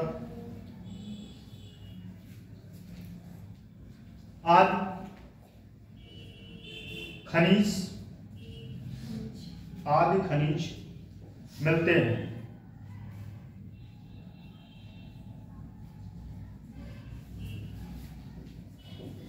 ठीक है, इसी में एक पॉइंट और लिख लीजिएगा बिहार के पॉइंट ऑफ व्यू से। देखिए, कैमूर श्रेणी का निर्माण, कैमूर श्रेणी कहाँ है, कौन बता सकता है? कैमूर श्रेणी आप लोगों ने पढ़ा नहीं, हाँ बताइए आप लोग। हाँ, कैमूर वन्यजीव अभ्यारण्य है और बिहार में, ठीक है। तो लिखिए, कैमूर श्रेणी का निर्माण इसी विंध्यन क्रम की शैलों द्वारा हुआ। ये बिहार का क्वेश्चन बना हुआ है कि कैमूर श्रेणी का निर्माण किस शैल चट्टान से बना है, तो किसका, विंध्यन शैल श्रेणी से। ठीक, नेक्स्ट लिखिएगा इसमें टर्सरी शैल।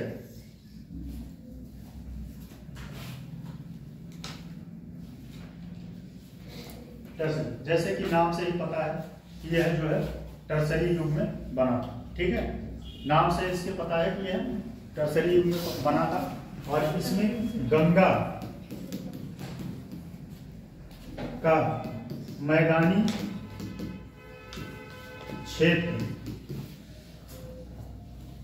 क्षेत्र का निर्माण, गंगा के मैदानी क्षेत्र का निर्माण हुआ था। गंगा के मैदानी क्षेत्र का नाम। अच्छा, एक चीज और बताइए, अभी आते हैं उसी टॉपिक। एक होता है भांगर, एक होता है खादर।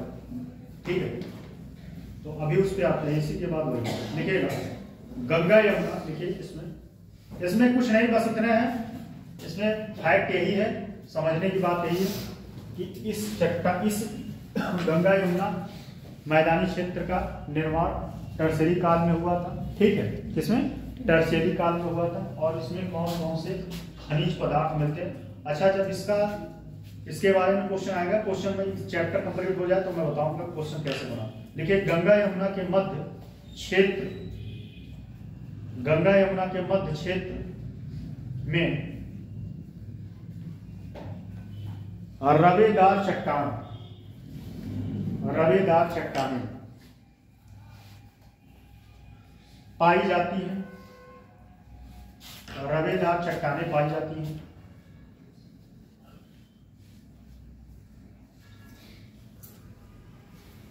जल्दी थोड़ा लिखिए, रवेदार चट्टानें पाई जाती हैं। प्रदेश के ऊपरी भाग में हिमालय पर्वत, प्रदेश के ऊपरी भाग में हिमालय पर्वत, प्रदेश के, ये जो टर्सरी युग का है, तो मैप आपका मान लीजिए मैप यही है। ठीक, तो ये यहीं पे इसका विस्तार होगा।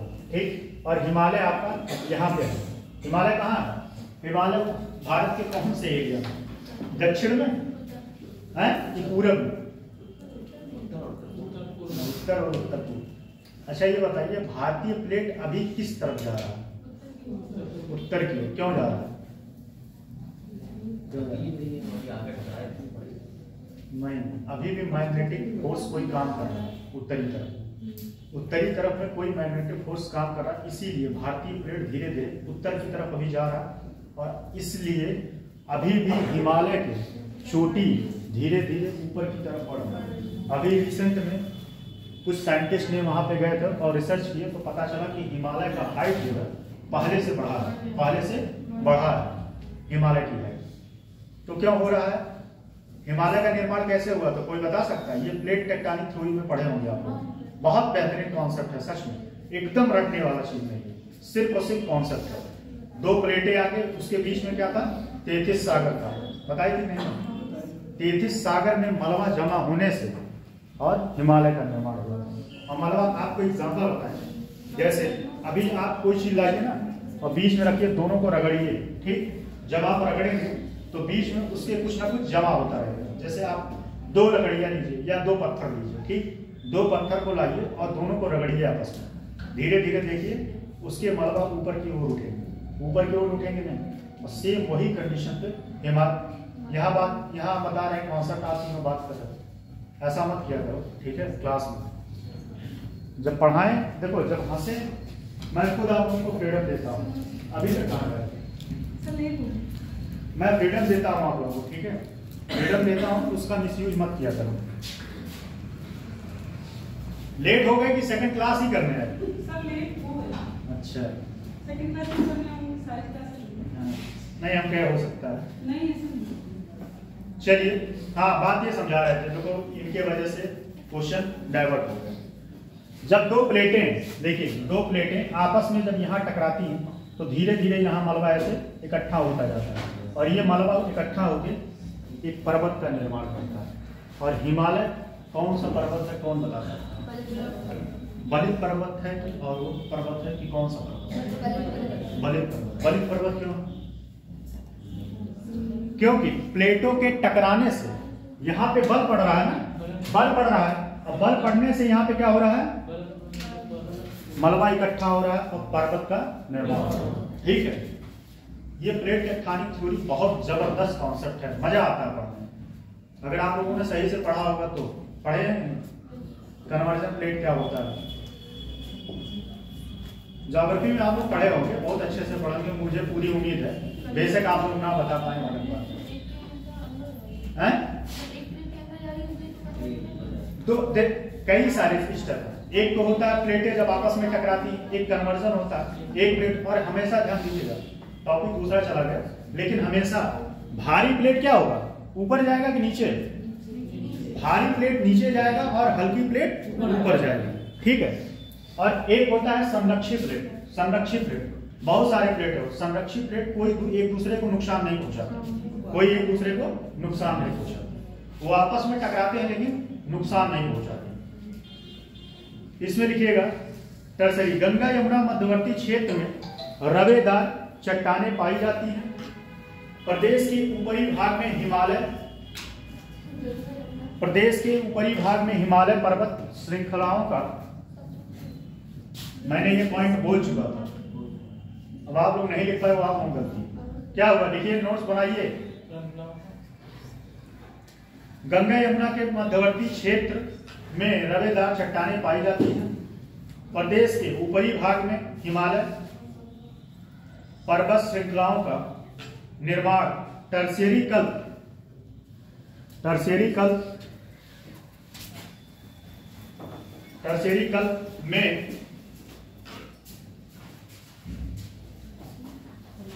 कल्प में अंगारा लैंड एवं गोंडवाना लैंड के मध्य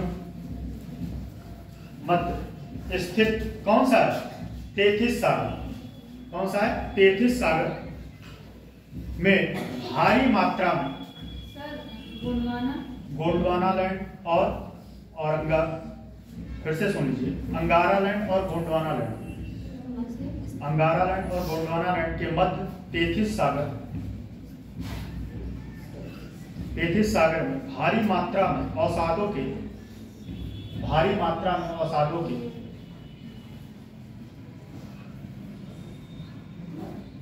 निक्षेपित हो जाने के फलस्वरूप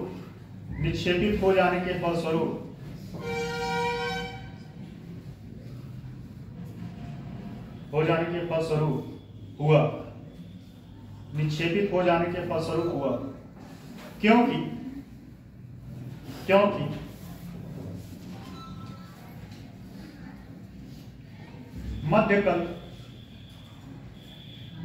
मध्यकल्प की समाप्ति के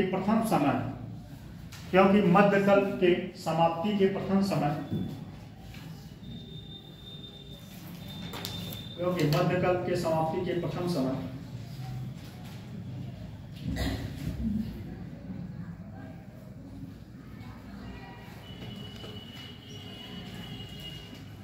कहां तक लिखे? मध्यकाल की समाप्ति के प्रथम समय। ठीक, निश्चित। प्रथम समय पदार्थ ऊपर उठने लगे। जब ये अवसाद गोंडवाना लैंड की ओर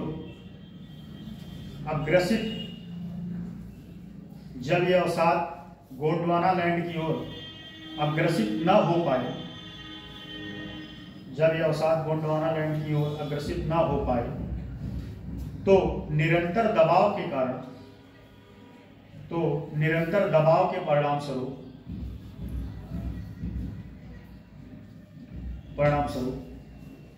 वे ऊपर उठ गए तथा उनमें मोड़ उत्पन्न हो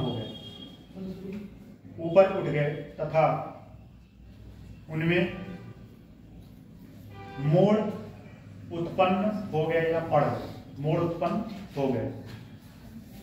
ठीक है, छूट गए। चलिए लिखिए कहां से? गोंडवाना लैंड की ओर अग्रसित न हो पाए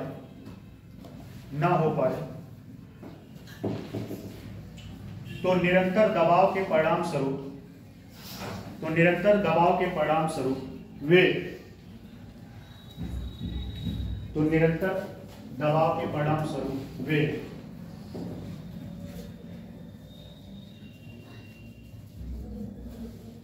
लिख लिए ऊपर उठ गए तथा उनमें मोड़ पड़ गए, जिनके परिणाम स्वरूप हिमालय पर्वत एवं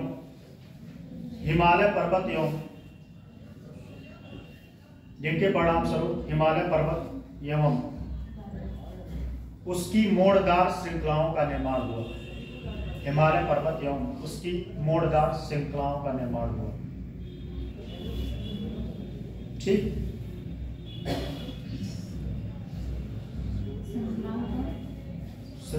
मोड़दार हिमालय उनकी श्रृंखलाओं का निर्माण हुआ।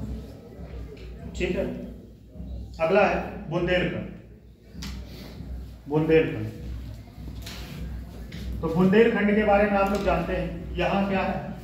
जैसे कि आप लोगों को पहले से ही पता होगा कि यहाँ जमीन ये फर्टाइल नहीं है। जमीन इसलिए फर्टाइल नहीं है क्योंकि यह पूर्णतः या ज्यादातर यहाँ पे नीच पाया जाता है। क्या पाया जाता है? नीच चट्टान। और एक बात और, यहाँ की जमीन थोड़ी पथरीली, ठीक है, और यहाँ सिंचाई की व्यवस्थाएं अच्छी नहीं। तो एक कौन सा भाग है? बुंदेलखंड। इसमें लिख लीजिए बुंदेलखंड। यहाँ नीच पाया जाता है, इसमें कुछ भी बात नहीं हो रहा। बुंदेलखंड में अर्धकल्प, बुंदेलखंड अर्धकल्प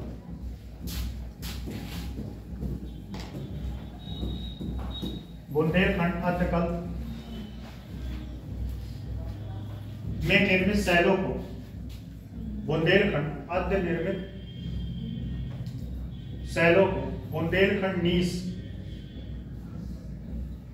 बुंदेलखंड नीस के नाम से जाना जाता है। इन सेलों के क्रम में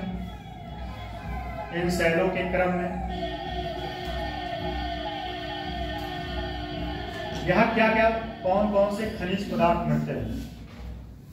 इन सेलों के क्रम में पहला क्या मिलता है, लिखिएगा, लाल आर्थोक्लेज, लाल आर्थोक्लेज, ये पत्थर की ही कोई वैरायटी है, लाल आर्थोक्लेज, ठीक।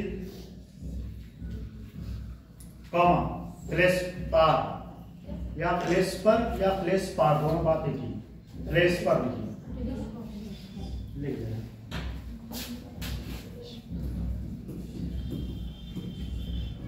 फ्लेशपर, लाल क्वार्टाइज,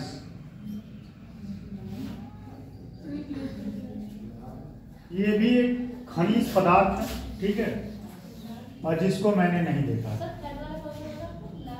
पहला है लाल आर्थोक्लेज, हाँ, और दूसरा है फ्लेशपर, और तीसरा है लाल क्वार्टाइज।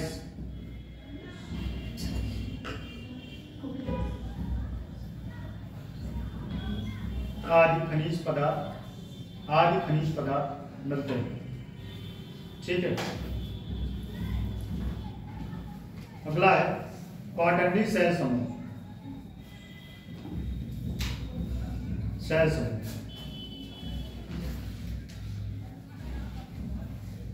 देखिएगा, इसमें क्वाटरनरी सेल समूह इंपॉर्टेंट इसलिए है क्योंकि इसमें जो है भांगर और खादर दो भूमियों का निर्माण हुआ था, दो उपजाऊ क्षेत्र।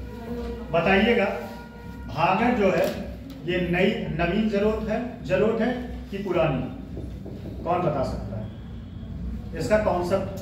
नवीन है और भांगर पुरानी। हाँ, ये जो है नवीन पुरानी है, और पुरानी क्यों है? क्योंकि जो यहाँ पे मतलब जो नदियाँ हैं उसकी पानी नहीं पहुँच पाता, पानी आती है कभी कभी 4-5 साल, बाढ़ नहीं पहुँच पाता। हाँ, कभी कभी आ जाती है 5-6 साल। अगर नहीं आएगी तो स्वाभाविक सी बात है, उपजाऊ खत्म हो जाएगी। लेकिन उपजाऊ मिट्टी ये भी है, लेकिन हर साल यहाँ पे नहीं आती, ठीक है। हर साल यहाँ पे नदियों का पानी नहीं आता, 5-6 साल 4 साल के अंतराल पे आता है, इसलिए इसको भांगर बोलते हैं। क्या बोलते हैं? खादर में क्या होता है कि हर साल नदियों का पानी यहाँ पे आ जाता है, और नदियों का पानी जैसे मैं बताऊं, अभी बहुत सारे आपके यहाँ पे कोई नदी होगा, उसके एरिया को बहुत सारे लोगों ने क्या किया, अपने अंडर में ले लिया, घर बनवा लिया। अब नदी में पानी बढ़ता है तो घर अपना छोड़ छोड़ के भागते हैं। इसका एग्जाम्पल मैं बता रहा हूँ, जैसे इलाहाबाद में सलोरी, अब कहोगे हर एग्जाम्पल इलाहाबाद में चले जाते हैं। इलाहाबाद में सलोरी और बघाड़ा, सलोरी और बघाड़ा दो ऐसे कॉलोनी है, एरिया है, जो पूर्णतः गंगा के बेसिन क्षेत्र में, और वैसे कहा जाए तो भरत मुनि आश्रम जो भरद्वाज पार्क, वहां तक गंगा का जो है बेसिन था। लेकिन अब वहां गंगा नहीं आती है, और जहां मैं रहता था तेलियरगंज साइड, वहां भी गंगा का ही बेसिन था। तो जब गंगा में पानी ज्यादा बढ़ जाता था तो ये सलोरी और बघाड़ा वाले एरिया में पूर्णतः पानी भर जाता था, और लोग जो है अपना घर छोड़ छोड़ के भाग जाते। मेरे साथ कभी ऐसा नहीं हुआ, क्योंकि मैं पता कर लेता था किस मकान में पानी आएगा। तो रहता तो मैं भी उसी एरिया में था, तेलियरगंज, लेकिन तेलियरगंज के थोड़ा सा नीचे जाओगे तो वहां पानी भर जाता था। कहने का मतलब ये है कि जब नदियों में पानी बढ़ जाता है, कहने का मतलब बस यही है, नदियों का पानी जब बढ़ जाता है तो उसके एरिया, उसके आसपास के एरिया में पानी जाएगा, और पानी जाने से फिर वो जमीन क्या हो जाएगा, उपजाऊ हो जाएगा। और इस जमीन में सबसे ज्यादा फसलें कौन सी उगाई जाती है? धान, गन्ना, गेहूं, ये सब फसलें उगाई जाती है। और कहने का मतलब यह है कि इस भूमि का निर्माण किस काल में हुआ? क्वार्टराइज सेल समूह समय में हुआ। बात समझ में आई कि नहीं? इसी बात को लिख लीजिए। देखिए, प्रदेश की तराई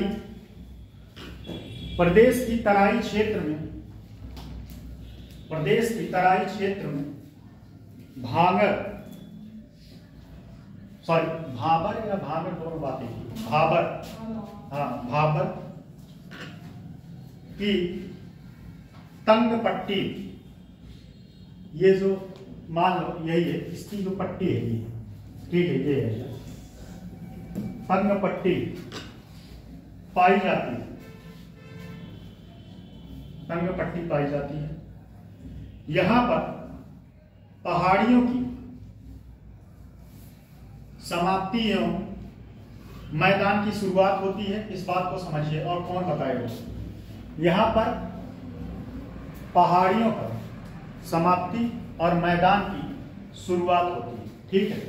और गंगा का, मान लो गंगा का ये क्षेत्र है, ठीक, ये गंगा का क्षेत्र है। इस गंगा के क्षेत्र में भाबर भूमि कौन सी होगी और खादर भूमि कौन सी होगी? कौन बता सकता है?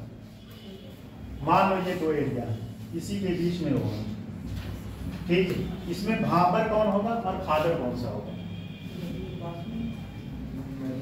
जहां नदियों का पानी हर साल पहुंच जाए वो होगा। तो ये थोड़ा सा गलत हो गया, इसके ऊपर होगा, ठीक है, इसके ऊपर। तो स्वाभाविक सी बात है, गंगा जो नदी है, ठीक है, गंगा नदी के जो पास का एरिया होगा वहां पे हर साल पानी जाने की संभावना ज्यादा रहेगा, और जो गंगा नदी से ज्यादा दूर एरिया होगा वहां पानी पहुंचने की संभावना कम होगी। लेकिन हो सकता है कि पानी ज्यादा मात्रा में हो जाए तो आ जाए। जैसे आपके यहाँ हमेशा मुझे लगता है हर साल लगभग पानी आ जाता है, आता है कि नहीं? ये कॉलेज में भर जाता है, ठीक है। तो लिखिएगा, शुरुआत होती है इन क्षेत्रों में पर्वतीय क्षेत्रों से बहकर आने वाली, इन क्षेत्रों में पर्वतीय क्षेत्र से बहकर आने वाली नदियां कटाव करती हैं, नदियां कटाव करती हैं। इन क्षेत्रों में पर्वतीय क्षेत्रों से बहके आने वाली नदियां कटाव करती हैं तथा अपने बहाव क्षेत्र के पार्श्ववर्ती भागों में बलुआ पत्थर, पार्श्ववर्ती भागों में, थोड़ा जल्दी लिखिए क्योंकि टाइम नहीं है, बस 5 मिनट है मेरे पास। यहाँ पर पहाड़ियों से समाप्त इन क्षेत्रों में पर्वतीय क्षेत्रों से बहकर आने वाली पट्टियां, 11 बजे मैं छोड़ दूंगा, 5 मिनट मेरे पास है, 10:50 हो रहा है, जल्दी लिख लीजिए नहीं तो ये टॉपिक 20 मिनट लग जाएगा। इन क्षेत्रों में पर्वतीय क्षेत्रों से बहकर आने वाली नदियां कटाव करती हैं तथा अपने बहाव क्षेत्र के पार्श्ववर्ती भागों में बलुआ पत्थर, कंकड़, बालू आदि का निक्षेप भी करती है।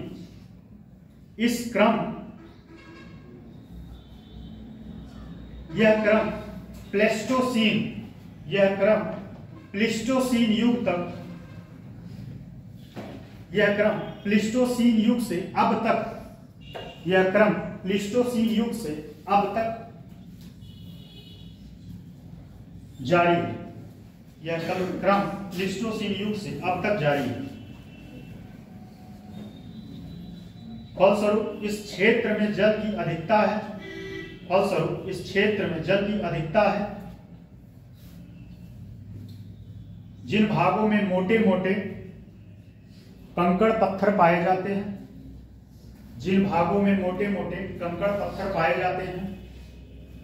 इन्हें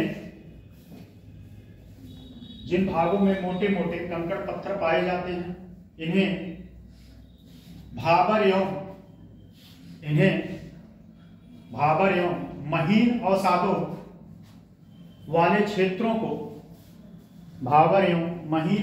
वाले क्षेत्रों को तराई के नाम से जाना जाता है। ठीक है, नेक्स्ट पॉइंट लिखिएगा, पैराग्राफ चेंज करके। दक्षिणी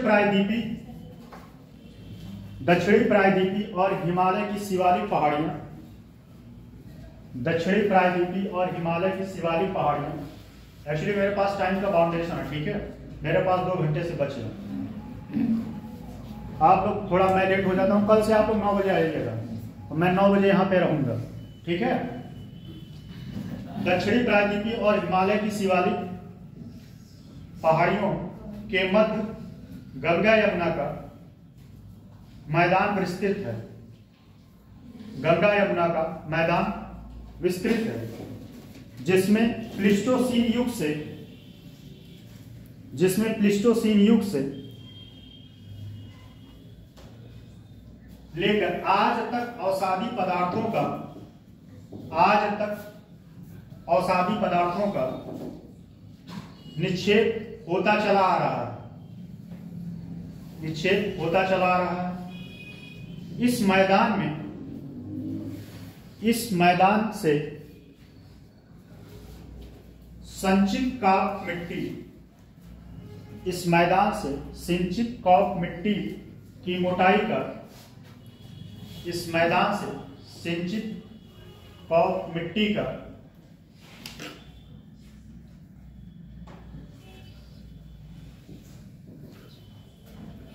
इस मैदान से सिंचित कॉप मिट्टी की मोटाई का अनुमान अभी तक नहीं लगाया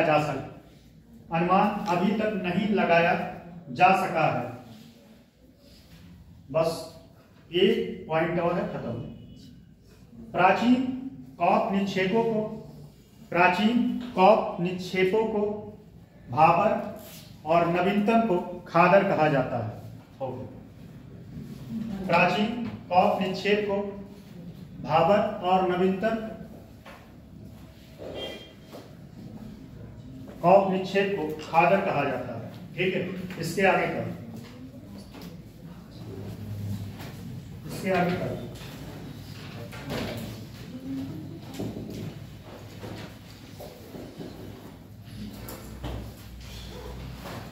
रिवीजन करके आइएगा, नहीं तो कल हम कंडा देंगे। तो कल आप लोग क्लास में 9 बजे आ जाओ, क्लास में 9 बजे आ जाओ।